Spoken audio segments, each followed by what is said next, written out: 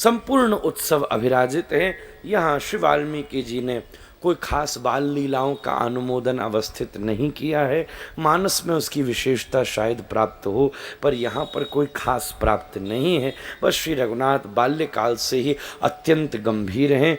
महाराज श्री रघुनाथ बड़ों का अत्यंत सम्मान करते हैं, गुरुदेव के प्रति अत्यंत निष्ठा रखते हैं, पिता को भगवत स्वरूप मानते हैं, माता के चरण दबाए बिना शयन नहीं करते हैं। अत्यंत उनके धर्मी स्वरूप, धर्माचरित स्वरूप को बाल्यकाल से ही आप श्री ने विराजमान किया है। एक दिन वो समय आ गया, द्वार महाराज दशरथ अपने दरबार में विद्यमान थे। उसी समय द्वारपाल ने आकर के खबर करी, अयोध्याधिपति महाराज दशरथ की जय हो। द्वार के ऊपर ब्रह्मर्षि अत्यंत तपस्वी गाधिपुत्र स्वयं श्री विश्वामित्र जी का आगमन हुआ है। महाराज दशरथ अपने सिंहासन से एकदम उठ करके खड़े हो गए। वशिष्ठ जी ने तुरंत समस्त स्वागत और षोडशोपचार विधि पूजन की समस्त व्यवस्थाओं को एकदम से संभाल लिया और दोनों गुरु शिष्य द्वार की तरफ बढ़े और द्वार पर खड़े हुए गाधिपुत्र का अत्यंत स्वागत किया। महाराज माथे के ऊपर चंदनार्पण किया, माल्यार्पण किया, आरती उतारी, चरण प्रक्षालन आदि किए, पुष्प वर्षाएं करी। खूब महाराज अत्यंत षोडशोपचार विधि से श्री वशिष्ठ जी के भी आनंद की कोई तुलना न थी। उन्होंने खूब स्वागत किया, पर परमानंद गुरुदेव वर्णन करते, स्वागत किया पर प्रणाम जाकर कोने में किया। वशिष्ठ जी चौंके, तुमने पूजन स्वागत सब किया विश्वामित्र जी का, पर वो कोने में जाके प्रणाम किसको किया? महाराज दशरथ के आंखों से आंसू बहने लगे। हे गुरुदेव, मैं आपका शिष्य हूँ, आपकी शिक्षा का अनुपालन करता हूँ। आपने ही कहा है कि एक श्रेष्ठ धार्मिक वो है जो जीवन में किए हुए किसी का उपकार मानता है। स्वयं दशम स्कंद श्रीमद् भागवत में श्री कृष्ण ने गोपिकाओं से कहा कि दो ऐसे लोग हैं, मैं भी अगर एड़ी से चोटी का जोर लगा दूं तो उनका उद्धार नहीं कर सकता। ऐसे दो लोग हैं। कौन? बोले अकृतज्ञ गुरुद्रोह। ये दो ऐसे हैं, मैं भी कोशिश कर लूं तो भी उनका उद्धार नहीं हो सकता। एक वो जो अपने गुरु से द्रोह करते हैं और एक वो जो किसी का किया हुआ उपकार नहीं मानते। हे गुरुदेव, आपने सिखाया है, तो उसी का अनुपालन कर रहा था। बोले क्या कर रहे थे? बोले उस कोने में जाकर मैं बीती हुई रात को प्रणाम करने गया था, जिसने जाते जाते संत मिलन का प्रभात प्रदान कर दिया। विश्वामित्र जी आनंदित हो पड़े। आ तो गई, खैर व्याख्या सब आगे वर्णित है, पर मौके पर ही कहने में आनंद है। विश्वामित्र आ तो गए पर थोड़े सकुचा रहे हैं। विश्वामित्र आ तो गए पर थोड़े संकुचित हो रहे हैं, थोड़े बगल झांक रहे हैं, थोड़ी सी ग्लानियां सी झलक रही हैं। विश्वामित्र मनी मन सोच रहे हैं, ये जीवन की गति का भी क्या कहना। ये समय बड़ा बलवान है भैया। समय स्वयं ईश्वर है, समय जीवन है, समय श्रेष्ठता है, समय सुख है, समय दुख है, समय निद्रा है, समय जागृति है, सब समय तो है। समय कथा है, 5 बजे मतलब कथा, 8 बजे मतलब कथा विश्राम। समय भोजन है, समय पहले फिर सब कुछ है। समय देखा आराधन, प्रभात है आराधन, समय सेवा है, सब समय है। समय बड़ा बलवान है। मनी मन सोच रहे हैं, मैं क्या था, क्या हो गया। मैं एक क्षत्रिय था, मैं क्षत्रिय से तप करते करते करते करते एक ब्रह्मर्षि बन गया। बड़ी भारी उपलब्धि है। क्षत्रिय से मैं ब्रह्मर्षि बन गया, पर कर्म की और समय की गति तो देखो, भगवत प्राप्ति के लिए एक क्षत्रिय के दरवाजे पर ही भीख मांगनी पड़ रही है महाराज। मैं क्षत्रिय था, जिससे बैर किया था उसके द्वार पर ही ईश्वर मिल रहा है। बड़ी मन में खिटपिटी चल रही है। संपूर्ण राज्य सेना को लेकर विश्वामित्र ने एक बार गुरुदेव वशिष्ठ के आतिथ्य को स्वीकार किया, उनसे मिलने गए। चर्चा करते करते समय इतना बीत गया कि सांझ सी सूर्य अस्ताचल पर विश्राम के लिए अवस्थित हो गए और अंधकार व्याप्त होने लगा। गुरुदेव वशिष्ठ ने कहा, हे विश्वामित्र जी, आप रात्रि में कहाँ प्रतिगमन करेंगे, आज मुझे ही रात्रि निवास का सौभाग्य प्रदान करें।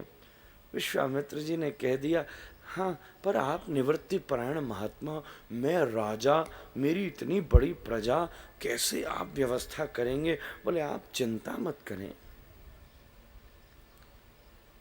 सब व्यवस्था हो जाएगी। इस विश्वास को देखकर तो विश्वामित्र भी चौंक गए, ये क्या लीला है। उसी समय विश्वामित्र जी श्री गुरुदेव वशिष्ठ भीतर गए। गौ माता नंदिनी, उनकी अत्यंत कामधेनु मातृ स्वरूपा, उनके चरणारविंद में प्रार्थना करी, हे माता, अगर मैंने निस्वार्थता से आज तक अनंत वर्षों से आपकी चरणारविंद की सेवा करी हो, अगर मैं योग भ्रष्ट न हुआ हूँ, अगर मैं कर्म पतित न हुआ हूँ, अगर मैंने धर्म का त्याग न किया है, तो आज आप कृपा करके इस पुत्र के द्वारा इन राजाओं का के आतिथ्य की व्यवस्था कराएं। उसी समय उन नंदिनी के थनों के द्वारा अत्यंत परिचारिकाएं, अत्यंत भवन, अत्यंत भोजन आदि की दृढ़ व्यवस्था, ऐसे राज्य की स्थापना हो गई जिसको देखकर विश्वामित्र भी चौंक पड़े। जिस भवन में विश्वामित्र रहते थे, ऐसे भवन में तो विश्वामित्र के भी सारथी के सारथी के सारथी के पादुका साफ करने वाले की व्यवस्था थी। देखकर सब आश्चर्य में पड़े। आतिथ्य को बड़े आनंद से स्वीकार किया, पर विश्वामित्र जी ने पूछा, वशिष्ठ जी, आप देखने में तो फक्कड़ लग रहे हो, माल तुमने बड़ो दबोच रखो, इतनो कांते लाए भाई, देखने में तो आप बिल्कुल फटी लंगोटी। बोले, ये सब मेरी माता की कृपा है, दर्शन कराओ। लेकर गए। देखकर उनकी स्वरूप माधुरी को विश्वामित्र को भी लोभ आ गया। हम बाल्यकाल में जब पढ़ते तो एक गुरुजी हमको जो गोपी गीत आदि गीत याद कराते थे, वो आके बड़े झूम झूम के कहते कभी, गोसाई जी, लोभः पापस्य कारणम। बाल्यकाल से उन्होंने सूत्र याद कराए। यूँ कहते, बल्कि वो तो थोड़े ब्रजभाषी थे, तो ब्रज की भाषा। बोले, गोसाई जी, आपको मालूम है पाप के बाप का नाम क्या है? मैंने कहा, महाराज आप ही बताओ। बोले, लोभ है। लोभः पापस्य कारणम। जीवन में लोभ ही पाप कराता है। नाभाजी लिखते हैं बड़ी सुंदर बात, नखबिन कटा देखे योगी कन फटा देखे, शीश भारी जटा देखे छार लाए तन में, मौनी अनबोल देखे जैनी सिर छोल देखे, करत कलोल देखे बनखंडी बन में, गूणी और क्रूर देखे, कायर और शूर देखे, माया माही पूर देखे पूर रहे धन में। अरे जन्म जन्म के सुखी देखे, जन्म जन्म के दुखी देखे, पर ऐसे ना ही देखे जिन्हें लोभ नहीं मन में। उत्खातम निदिशंकया क्षितितले ध्याता गिरिर्ध्यातवो, नास्तीर्णाम सरिताम पति नृपतयो यत्नेन संस्तोषिता। प्राप्तः काण बदार कोपि नमया, तृष्णे धुना मुंचमाम। भर्तरी, तृष्णे धुना मुंचमाम। लोभ आ गया। कहा, हे वशिष्ठ जी, गैया मुझे दो। वशिष्ठ जी बोले, हे विश्वामित्र जी, गैया होती तो देवी देता, ये तो मैया है, मैया कैसे दे दूं? बोले, नहीं, मैं अतिथि हूं और अतिथि देवो भव, अतिथि को तृप्त करना आपका धर्म है, नहीं तो आपका धर्म कर्म नष्ट हो जाएगा। इसलिए उस अतिथि के अधिकार से मैं स्वयं आपसे कह रहा हूं कि मुझे इन नंदिनी को प्रदान करो। वशिष्ठ जी ने कहा, चाहे सब नष्ट हो जाए पर मैं अपनी मैया को कैसे दे दूं। उसी समय म्यान में से जब तलवार निकाली तो क्रोधित होकर गौ माता के थन से अनंत अक्षुणी सेनाएं प्रादुर्भूत हो गईं और उन्होंने समस्त विश्वामित्र की सेना को पराजित कर दिया। महाराज अकेले रह गए। वो सेना तो विश्वामित्र का भी वध करने को तैयार थी, पर वशिष्ठ जी ने जाके मां से क्षमा मांगी, हे माता, ये मेरा अतिथि है, मेरा अतिथि धर्म भ्रष्ट हो जाएगा, आप कृपा करके इसको क्षमादान प्राणदान करें। तब वशिष्ठ जी की अत्यंत प्रार्थना से माता ने प्रसन्न होकर उन्हें प्राणदान किए। पर जीवन में जब किसी को कोई चीज की ऐषणा लग जाए ना, तो वो उसको प्राप्त करने के लिए कुछ भी कर बैठता है। महाराज महाभारत के युद्ध में अश्वत्थामा को पदैषणा लग गई, उस चक्कर में सोते 5 बालकों तक को इस ब्राह्मण शिरोमणि ने मारने से चूका नहीं। एक पदैषणा कि मुझे कुरु सेना का महान सेनापति बनना है। ये जो ऐषणाएं है ना, यही जीवन में पतन कराती है। इतना सीरियस होने की कोई जरूरत नहीं है। सम्मान जब तक अपनी दृष्टि में नहीं होगा, जगत की दृष्टि में कैसे होगा? Don't be so serious. क्या जरूरत है? अगर ये दुनिया एक नाटक चल रही है, नटो नाट्य धरो यथा, कुंती जी ने कहा, शेक्सपियर लिखता है, वी आर मियरली प्लेयर्स, हम अगर एक केवल खिलाड़ी हैं तो फिर खेल में ज्यादा सीरियस होने की क्या जरूरत है? रोल खत्म हो, आनंद पूरा हो गया। एक आदमी रामलीला में ऐसा रावण बना कि वो रामलीला के बाद भी अपने आप को रावण ही समझे। रात में सीधा सोए, करवट ही ना बदले, 10 है। भोजन करना 1 2 3, पर कैसा होगा? हास्यास्पद हो गया। कोई लीला के बाद भी अपने आप को रावण समझे तो कैसे काम चलेगा? कोई लीला के बाद भी अपने आप को राम समझे, पत्नी के पास पहुंचा, जरा पैर दबाना, कुछ और ही दबा देगी, ऐसे थोड़ा नहीं चला। लीला तक ठीक है।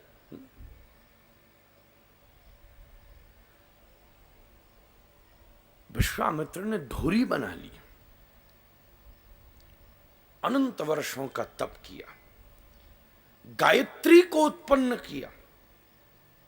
गायत्री के जनक हैं स्वयं विश्वामित्र जी।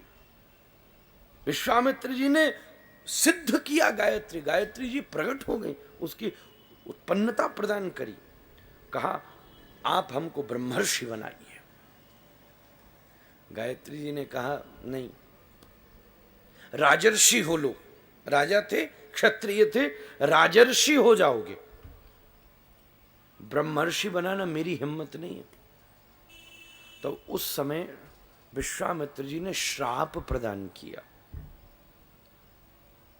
ब्राह्मणों की परंपरा में जब गायत्री जाप शुरू किया जाता है, चतुर्वेदी जी महाराज विद्यमान है, आप प्रमाणित करेंगे हमारी बात को, कि श्राप विमोचन किया जाता है।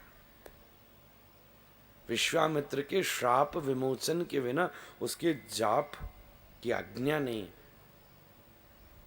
वैसे तो मुद्रा भी बनानी पड़ेंगी, सुमुखम संपुटम चैव विततम विस्तृतम तथा द्विमुखम त्रिमुखम चैव चतुष्पंचमुखम तथा, समस्त मुद्रा को अविराजित करके शाप विमोचन करके फिर मौन भाव से गायत्री के जप की मर्यादा है। और माताओं के लिए निषिद्धता उसकी प्रदान करी गई वास्तविकता में। तो इसलिए नहीं कि हम कोई माताओं को छोटा समझा गया, वास्तव में वो पहले से ही इतनी पारंगत है कि उसकी कोई आवश्यकता नहीं। मैं तो ये दृष्टि दिखाता पूर्व से ही। अरे भैया, जो पीएचडी कर चुका हो उसको नर्सरी की राइम पढ़ाने में कोई आनंद आवेगा? भारतवर्ष ने मातृदेवो भव पहले कहा, भारतवर्ष ने यत्र नार्यस्तु पूज्यन्ते रमन्ते तत्र देवता कहा। इसलिए निषेध कर दिया कि आपको कोई जरूरत ही नहीं है, आप पहले से पूर्ण सिद्ध हैं, क्या आवश्यकता है?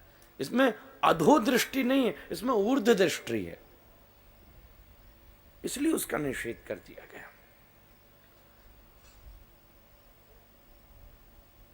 और जो हर एक व्यक्ति का एक एनर्जी स्केल होता है, ये सब मंत्र कोड की तरह है भैया। ये कोड है, जैसे नंबर वाला ताला होता है ना, मैं थोड़ा वैज्ञानिक दृष्टि से 1 मिनट बोलूं तो नंबर का ताला होता है, तो मंत्र क्या है? बोले वो नंबर है, नंबर लगेगा ताला खुल जाएगा।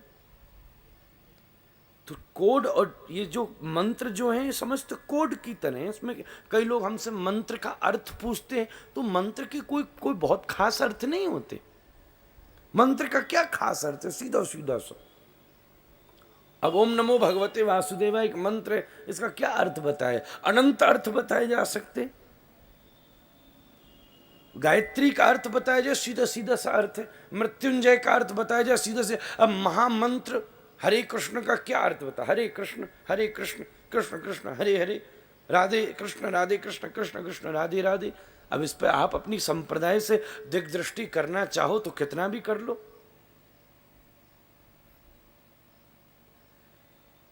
ये तो डीकोडिंग है।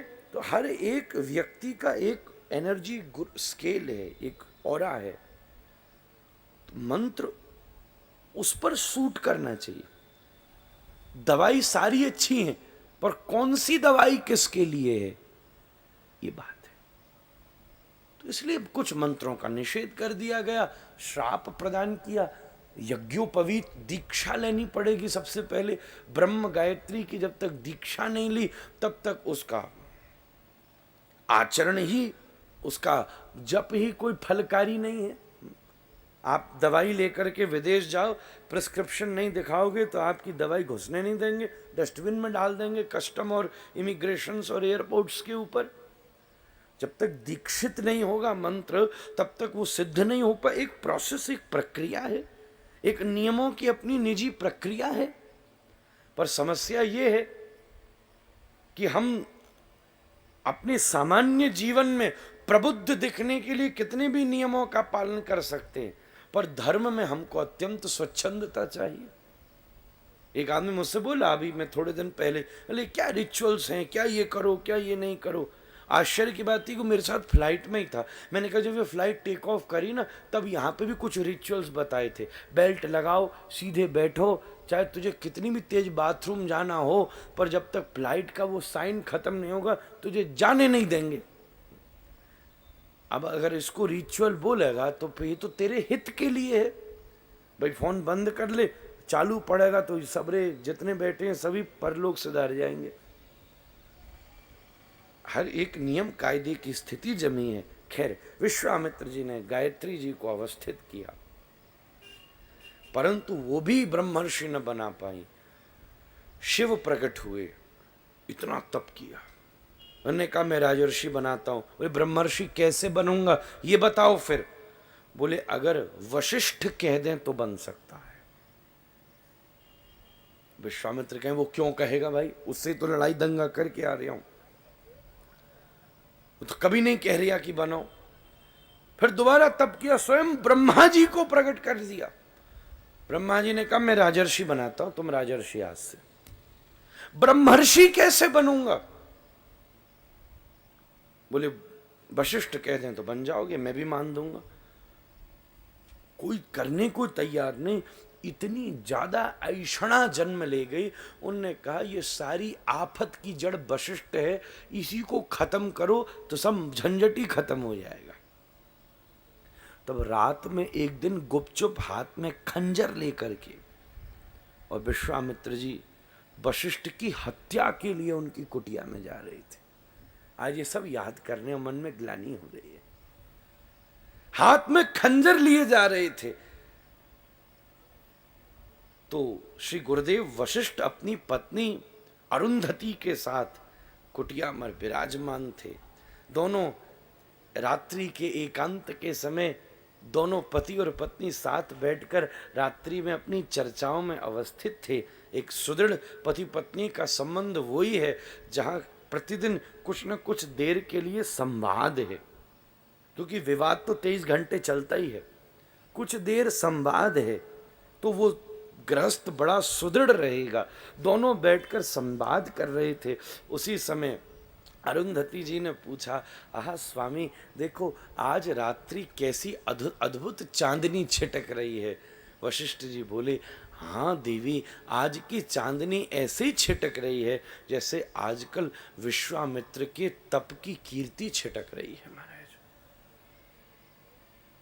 विश्वामित्र जी के हाथ पैर कांप पड़े, हाथ से खंजर निपतित हो गया। ओ हो, मैं समझ गया कौन ब्रह्मर्षि हो सकता है जिसने मां के ऊपर जिसकी अत्याचार किया हो। जो लोक प्रसिद्ध बात है कि मेरी और वशिष्ठ के मध्य कितना विवाद है, मैं इतना विवाद कि मैं रात्रि में उसका वध करने आ रहा हूं, पर वो व्यक्ति रात्रि में एकांत में अपने पत्नी के मध्य मेरी यश कीर्ति का गान कर रहा है। अब मुझे समझ आया कि ब्रह्मर्षि वास्तव में होता कौन है। हाँ, जिसके अंदर ईर्ष्या की एक कणिका विद्यमान नहीं है। और मैंने ईर्ष्या के चक्कर में अनंत युगों तक तप कर डाला।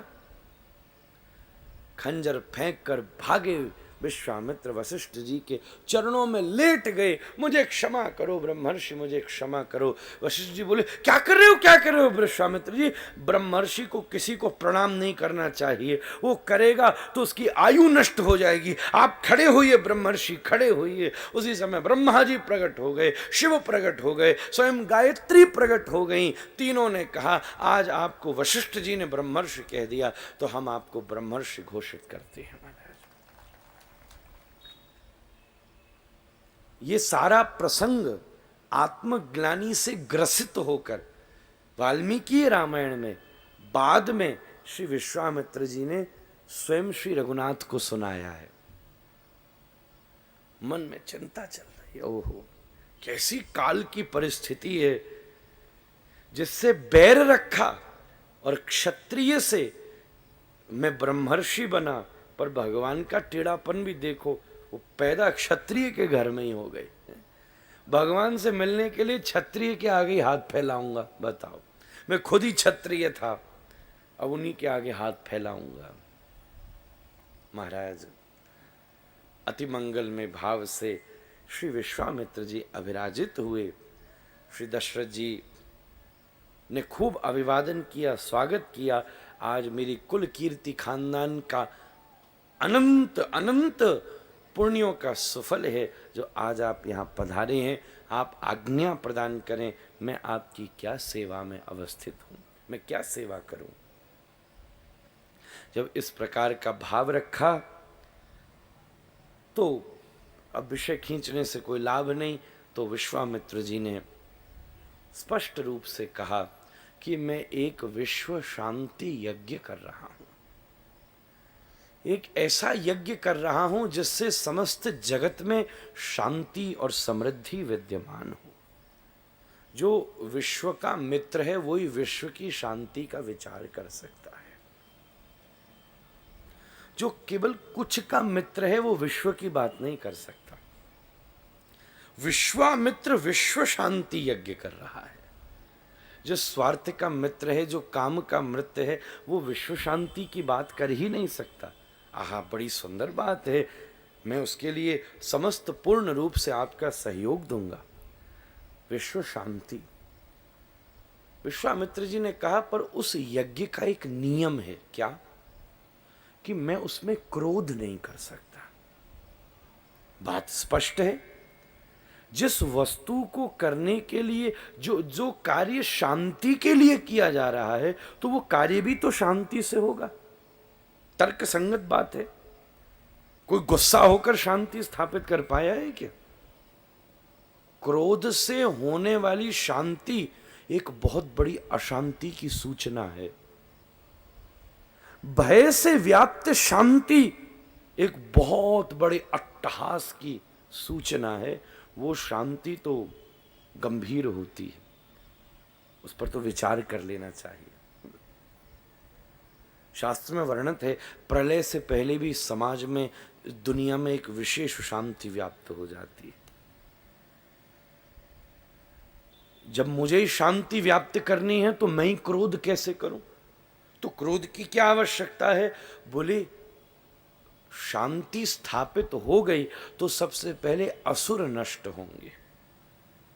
असुर चाहते नहीं हैं कि ये यज्ञ हो, क्योंकि उनकी समस्त तमोगुणी शक्ति शून्य हो जाएंगी, उनकी शक्ति समस्त नष्ट हो जाएंगी। अगर वही शक्तिमान न रहे तब समाज में शांति व्याप्त रहेगी, और वो मेरे इस यज्ञ को होने नहीं देना चाहते। मैं क्रोध करके उनका वध करूं तो मेरा यज्ञ खंडित होगा। फिर बोले मैं ये चाहता हूं कि मेरे यज्ञ की सुरक्षा हो। यज्ञ की सुरक्षा कैसे हो सकती है? बोले यज्ञ की सुरक्षा के लिए हे महाराज दशरथ, आप मुझे अपने 2 पुत्रों को प्रदान करें। इस प्रकार निवेदन किया। वो बात से आप सब भी परिचित हैं, मानस में भी विशेषता से विद्यमान है, इसलिए मैं बस एक ही लाइन में कह रहा हूँ। मुख्यतः से मुझे वर्णित करना है अहिल्या जी का प्रसंग, क्योंकि वाल्मीकि जी ने उस पर विशेष पुट डाला है। महाराज दशरथ अत्यंत व्याकुल हो गए। ये क्या, आप क्या कह रहे हैं? मेरे बालक अबोध हैं, अभी तो बच्चा हैं, इन्हें तो धनुष भी अच्छे से उठाना नहीं सीखा है। मैं स्वयं चलकर आपकी रक्षा, आपके यज्ञ की रक्षा करूंगा, मैं आपकी सहायता में खड़ा रहूंगा, मैं आपकी व्यस्तता बनाऊंगा। विश्वामित्र जी ने कहा, मैं ब्राह्मण हूं, एक जिह्वावान हूं, कह दिया सो कह दिया। अब आप सुदृढ़ता देखो कि आप व्यवस्था बना सकते हो कि नहीं। या तो राम लक्ष्मण दीजिए, या आज पहली बार कोई साधु, कोई ब्राह्मण, कोई ऋषि सूर्यवंश के दरबार से खाली हाथ जाएगा। बार बार मना करते। या विश्वामित्र जी ने एक बात खास कही है कि महाराज, यहाँ वाल्मीकि जी ने एक बात खास कही है कि यहाँ महाराज दशरथ की इस दशा को देखकर गुरुदेव वशिष्ठ को अत्यंत क्रोध आया। महाराज अत्यंत क्रोध। हे राजन, आज पहली बार मुझे ग्लानि हो रही है, मुझे आश्चर्य हो रहा है कि तुम मेरे शिष्य हो। हे राजन, तुम्हारे एक पुत्र नहीं था। थोड़ी देर पहले कृतज्ञता का प्रवचन करने वाले दशरथ, अब अगर श्लोकों की व्युत्पत्ति देकर कहूं तो खूब खरी खोटी सुनाई है, गुरुदेव ने फटकार लगाई है। थोड़ी देर पहले कृतज्ञता का प्रवचन करने वाले दशरथ, अभी तुम रात्रि तक को धन्यवाद कर रहे हो क्योंकि विश्वामित्र आए हैं। अरे तुम्हारे तो एक पुत्र नहीं था, उस यज्ञ भगवान की कृपा से तुमको 4 पुत्र प्राप्त हुए, और आज तुम उस यज्ञ की कृपा के रक्षा के लिए 2 पुत्र नहीं दे सकते। अरे जो यज्ञ पुत्रों को जन्म भी दे सकता है, वो यज्ञ पुत्रों की रक्षा भी कर सकता है। तुम किसके साथ भेज रहे हो? कोई ऐरा गहरा नत्थु ठहरा नहीं लेके जा रहे हैं राम और लक्ष्मण को, ये ब्रह्मर्षि विश्वामित्र लेकर के जा रहे हैं। और जब ऐसा साधु कुछ लेकर जाता है, मुझे दृढ़ विश्वास है इनके संग में रहकर श्री राम और लक्ष्मण सुदृढ़ होकर वापस लौटेंगे। रामायण की कथा साधुओं के संग संग चलती है, महात्माओं के संग संग चलती है। दशरथ जी बड़ा क्रोध किया है दशरथ जी पर गुरुदेव वशिष्ठ ने। अंत तो गत्वा महाराज दशरथ माने हैं और कहा कि आप अवश्यमेव लेकर पधारें। राम और लक्ष्मण से आज्ञा प्रदान करी है कि तुम मुझे वचन दो